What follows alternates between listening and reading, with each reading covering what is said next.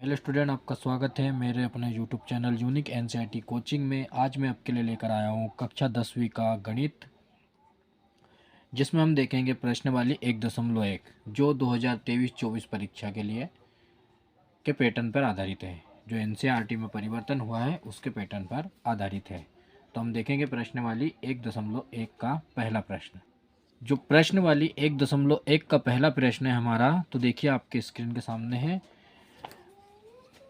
निम्नलिखित प्रश्नों को अभाज्य गुणनखंड के गुणनफल के रूप में व्यक्त कीजिए। तो पहला है अपना 140, दूसरा 156, तीसरा 138-25 और चौथा है आपका 5005 और पांचवा है 7429। ठीक है, तो आइए हम इसको करते हैं। किस प्रकार से करेंगे? हमारा 140, जिसके हमें अभाज्य गुणनखंड निकालने। तो सबसे पहले हम जान लेते हैं कि ये जो अभाज्य गुणनखंड होते हैं क्या होते हैं। अभाज्य गुणनखंड में वो होते हैं कि जी वह संख्या जिस संख्या को हम किसी अन्य संख्या से तोड़ नहीं सकते, केवल वो स्वयं से ही टूटेगी, उसको ही अभाज्य संख्या बोलते हैं। तो पहले हम देखते हैं कि अभाज्य संख्या में आपके कौन कौन सी आ जाती हैं। देखिए 2, 3, 5, 7, 11, 13, 17, 19, 23 और भी बहुत सारी संख्याएं होती हैं। आपको इतना ही काफ़ी है। तो अब हम देखते हैं कि ये 140 है हमारा, इसको हम किस से भाग देंगे। तो सबसे पहले हम 140 को भाग देंगे 2 से, क्योंकि ये 2 से चले जाएगा, इधर लास्ट में 0 है इसलिए ये 2 से चला जाएगा। तो 2 से भाग देंगे तो 2 सत्ते 14 होता है। 2 सत्ते 14, 0 का 0 आ गया आपका। ठीक है, फिर उसके बाद में 2 से फिर भाग देंगे हम, तो 2 तिया 6, 2 तिया 6, एक बचा यहाँ पर हो गया 10, तो ये 10 हो गया, तो 2 पंजे 10। ठीक है, अब ये 2 से नहीं जाएगा, ये 2 से नहीं जाएगा तो हम इसको 3 से देखते हैं। 3 से नहीं जाएगा, इसको 5 से काटते हैं। 5 से हम इसको भाग देते हैं, तो 5 सत्ते 35, 5 से हमने इसको काटा तो 7 बार आया।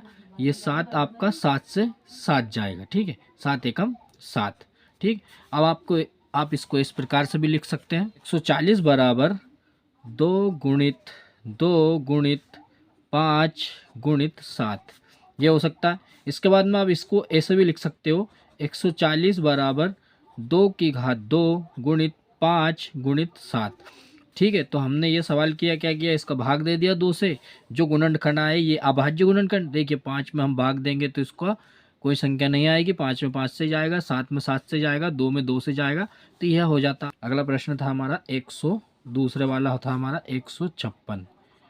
तो मैंने आपको बताया है कि 156 था, तो हम इसमें भाग देंगे। तो हम सबसे पहले इसमें भाग किसका देंगे? 6 का देंगे, क्योंकि सबसे पहले हम इसमें 2 का भाग देंगे, क्योंकि आपका 6 जो है वो सम संख्या है। ठीक है, तो हम इसमें 2 का भाग देंगे। तो 2 सत्ते 14, 2 से 14 हुआ, एक बचा इसमें से। 15 में से 14 जाएगा तो कितना बचेगा? एक बचेगा, तो यहाँ पर हो गया 16। ठीक है, 16 हो गया। अब 16 हो गया तो 16, 2 अठे 16, हम 2 का टेबल अगर 8 बार बोलते हैं तो आपका 16 आ जाता है। तो हम यहाँ पर कितना लिखेंगे? 8 लिखेंगे। ठीक है, फिर इसके बाद 2 से दे देते हैं, तो 2 तिया 6। ठीक है, 2 तिया 6। अब 7 में से 6 जाएगा तो कितना बचेगा? 7 में से 6 जाएगा तो एक बचा। यहाँ कितना हो गया? 18 हो गया। तो ये कितना हो जाएगा आपका? 18। तो हम टेबल पढ़ेंगे तो 9 दूने 18 हो जाता है। तो 9 का टेबल हम 2 बार पढ़ेंगे, या 2 का टेबल हम 9 बार पढ़ेंगे तो क्या आएगा? 2 नामे 18, तो 18 आ जाएगा। तो कितने बार आया? 9 बार आया। ठीक है, तो 18 में से 18 जाएगा, कुछ नहीं बचा। यहाँ पर हमने 2 से, ये 2 से नहीं जाएगा। अभी हम 3 से करेंगे, इसमें 3 से भाग देंगे। तो हमने 3 से भाग दिया, 3 एकम 3। ठीक है, 3 एकम 3, और यहाँ पर 3 तिया 9, 3 का टेबल 3 बार पढ़ेंगे तो 9 हो जाएगा। अब ये कितने से? 7 से नहीं जाएगा, 11 से नहीं जाएगा, हम इसको 13 से ही जाए, क्योंकि ये एक अभाज्य संख्या है। तो 13 एकम 13 हो जाएगा। ठीक है, 156 बराबर 2 गुणित 3 गुणित 13, या फिर ऐसे भी लिख सकते हैं आप इसको, 2 की घात 2 गुणित 3 गुणित 13। ठीक है, तो ये आपका आंसर हो जाता है, ये आपका आंसर हो जाता है। तीसरा क्वेश्चन हमारा है 38-25। इसको हम करते हैं, तो हम इस प्रकार से इसको भी हम भाग देंगे। देखिए किस प्रकार से 38-25 का भाग देंगे। 38 25, तो 3 से देते हैं इसको। देखो 3 एकम 3 और 3 दूने 6, कितना बचा? 8 में से 6 जाएंगे तो कितना बच जाएगा आपका? 2 बचेगा। तो यहाँ हो गया 22 और 3 सते 21, तो 3 सते कितना हो जाता है आपका? 21, एक बचा 15 हो गया, 3 पंजे 15, ठीक है, ये आ गया। अब फिर 3 से देते हैं इसको, 3 चुके 12, ठीक है, 3 चुके 12 हो गया। अब 12 में से 12 जाएगा तो कुछ नहीं बचेगा, यहाँ पर 7 है तो 3 दूने 6, 3 दूने 6, एक बचा, 3 पंजे 15, ठीक है। अब देखें आगे, यहाँ पर ये कितने से जाएगा? ये 3 से नहीं जा रहा है तो हम इसको 5 से करेंगे, ठीक है। तो 5 अठे 40, 5 अठे 40, 42 में से 40 जाएगा, कितना बचेगा आपका? 5 अठे 40 हो गया, 8 बार जाएगा, 5 अठे 40। अब 40 में से आपका 42 में से 40 जाएगा, कितना बचेगा? 2 बचेगा, यहाँ हो गया 25, तो पच्छम 25, ठीक है, 85 बार इसका इसमें भाग गया, ठीक है। अगला देखते हैं, फिर से देखते हैं इसको, फिर आप इसमें 5 का देंगे तो 5 एकम 5, तो 5 एकम 5, 5 एकम 5, 5 एकम 5, एक आएगा, ठीक है, 5 एकम 5, एक आएगा। एक आने के बाद में फिर क्या करेंगे, यहाँ पर कितना बचा? 8 में से 5 जाएगा, 3 बचेगा, तो 5 सते 35, 7 बार आ जाएगा, ठीक है। अब ये 17 आपकी अभाज्य संख्या है तो ये 17 से ही जाएगा, ठीक है, तो 17 एकम 17। अब यहाँ पर हम क्या करेंगे, इसको इस प्रकार से लिख सकते हैं हम इसको।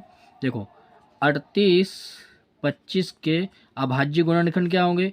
3 गुणित 3 गुणा 5 गुणा 5 गुणा 17, ठीक है, गुणा 17, ठीक है, ये आपका हो जाता है, ये इसके गुणनखंड है।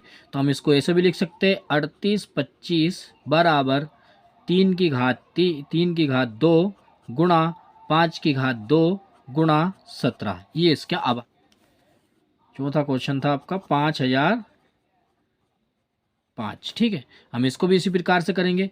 तो हमें क्या करना है, इसका वर्गमूल निकालना है, इसका वर्गमूल के इसमें भाग देंगे हम। तो 5005 में हम 5 का भाग दे देते हैं, ठीक है। तो 5 एकम 5, 0 का 0, 0 का 0, 5, 5 एकम 5, ठीक है, 5 एकम 5। अब इसके अब ये 5 से तो जाएगा नहीं, तो इसलिए हम इसको 7 से करते हैं।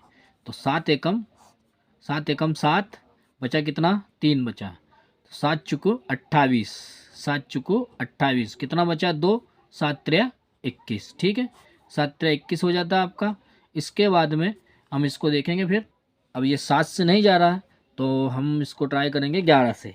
तो देखो 11 एकम 11, कितना बचा? 3, 11 तिया 33, ठीक है, 11 तिया 33, 3 बार होगा, 13 बार कट गया, ठीक है।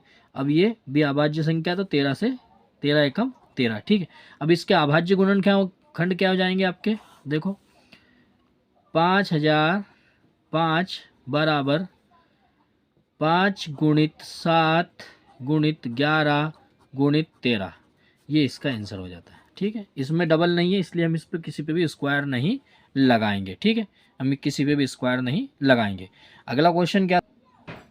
तो पांचवा है 7429, ठीक है, 7429। तो हम लोग इसका भी हम गुणनफल, इसका भी हम भाग करेंगे, 7029।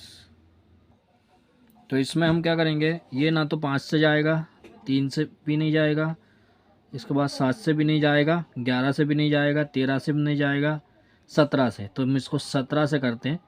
तो 17 दून 34, 17 51, 17 चुको 68, तो 17 चुको 68 हो जाएगा। कितनी बार गया? 4 बार, ठीक है, 17 चुको 68, बचा कितना यहाँ पर? 68। तो 74 में से 68 जाएंगे तो कितने बचेंगे आपके? 6 बचे, यहाँ पर हो जाएगा 62, 62 हो गया। तो 17 का 17, 17 दून 34, 17 तिया 51, 17 तिया 51 हो जाता है, क्योंकि 17 चुको 68 होगा, ज़्यादा हो जाएगा। तो आपका 62 में से 51 जाएगा तो आपका 11 बचेगा। तो यहाँ कितना हो जाएगा? 119, ठीक है, कितना हो जाएगा? 119।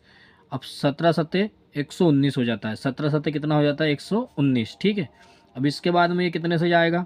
देखो ये 17 से नहीं जा रहा है तो हम 19 से ट्राई करते हैं। तो 19 से देखते हैं, 19 दूने 38 हो जाता है। 43 में से 38 जाएगा तो कितना बचेगा आपका? 43 में से 38 जाएगा तो आपका 5 बचेगा। ठीक है, 43 में से 38 जाएगा तो 5 बचेगा। तो 19 दूना 38, 19 तिया 57, 19 तिया 57, 23 आ जाएगा। अब 23 भी एक अभाज्य संख्या है, इसलिए 23 से ही जाएगा। तो इसके गुणनखंड क्या होंगे आप देखिए, इसके गुणनखंड होंगे आपके 74, 29 बराबर, इसके गुणनखंड हो जाएंगे आपके, क्या हो जाएंगे आपके? हो जाएंगे 17 गुणित 19 गुणा 23, ये इसके गुणनखंड है। तो हमने पहला प्रश्न जो था वो कंप्लीट कर लिया, जिसमें 5 क्वेश्चन थे। आप इसको ध्यान से देखिएगा, बहुत ही सरल क्वेश्चन है। और फिर मिलते हैं अगले वीडियो में।